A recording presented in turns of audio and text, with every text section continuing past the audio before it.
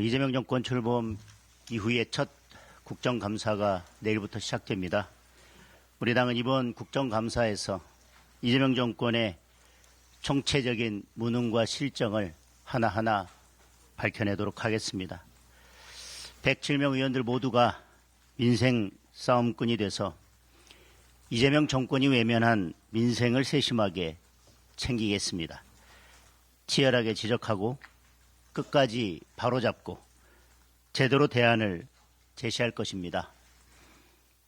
여당보다 더 유능한 야당, 여당보다 더 여당 같은 야당, 국민의 삶을 지켜내는 진짜 민생 정당은 바로 국민의힘이라는 것을 국민들께 확실히 보여드리겠습니다.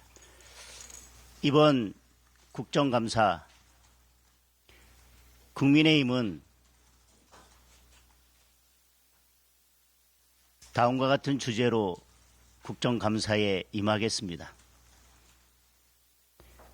대한민국은 안전한 나라인가? 대한민국은 안전한 나라인가? 이것이 이번 국정감사의 가장 큰 주제일 것입니다. 첫 번째, 재난과 관련돼서 국정자원 화재 사건의 원인이 조금씩 밝혀지고 있습니다. 배터리 분리 작업 당시에 배터리와 연결된 부속 전원을 차단하지 않았다는 사실이 밝혀지고 있습니다. 그리고 배터리 작업 당시 충전율이 약 80% 수준이었다는 것도 드러나고 있습니다. 작업자 과실에 의한 화재 가능성이 높아진 것입니다. 그런데도 대통령은 국가 전산자원의 중요도는 국방에 비견할 만하다라고 말만 했을 뿐 그 중요한 시기에 예능 촬영에 몰두하고 있었습니다. 그리고 아직도 복구율은 35%밖에 되지 않습니다. 국민의 안전과 생명은 어떻습니까? 지난달 미국에서는 우리나라 기업 직원들 수백 명이 이민 세관 단속국에 의해서 갑자기 체포 구금되는 일이 일어났었습니다. 이스라엘에서는 가자지구로 가던 한국인 활동가가 교도소에 수감되는 사건도 발생했습니다. 캄보디아에서는 박람회 참석차 현지로 방문한 20대 한국인 대학생이 범죄 조직에 의해 납치돼 고문을 당한 뒤 숨진 채 발견된 사건이 발생했습니다. 지난달에는 캄보디아를 여행 중이던 40대 한국인 남성이 실종됐다가 혼수 상태로 발견된 사건도 있었습니다. 캄보디아, 미얀마, 태국 등 여러 나라에서 중국계 범죄 조직이 한국인을 납치해 범죄에 강제 동원하는 일이 급증하고 있습니다. 그런데도 173개 제외 공간 중에서 캄보디아를 포함해서 43곳이 대사나 총영사도 없이 방치되고 있습니다. 출입국은 어떻습니까? 국내에서 검거된 외국인 범죄자 가운데 중국 국적자가 44.5%에 달하고 있습니다. 불법 체류자 중 중국인 비중이 18.9%입니다. 그런데 정부는 지난달 29일부터 아무런 대책 없이 중국인 단체 관광객에 대해서 무비자 입국을 허용했습니다.